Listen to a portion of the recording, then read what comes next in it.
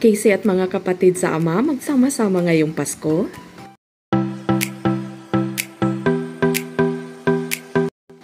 Dahil first time na makakasama ni Casey Concepcion ang amang si Gabby Concepcion sa Pasko, marami ngayon ang nag-aabang mga ka-showbiz talkies kung ang mga kapatid ba ni Casey Concepcion sa ama ay makakasama rin ng dalagang aktres sa pagsiselebrate nito.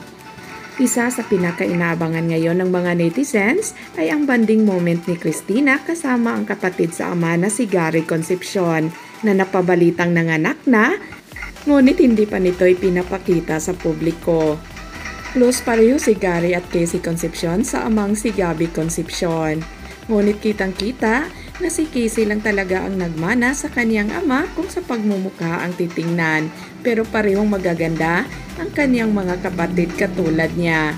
Yes, mga ka-showbiz talkies, pinakainabangan ngayon ng mga netizens kung talagang magkakabanding ang magkakapatid, lalong-lalo na at ito ang unang taon kung saan ay magkakasama sila ng kanyang ama na si Gabby at mga kapatid sa Noche Buena. Palaging nakakasama ngayon ni Christina ang amang si Gabby Concepcion sa bawat banding nila, ngunit hindi nakikita na kasama nila si Gary o ang isa pa nilang kapatid sa ama na si Chloe Siquia.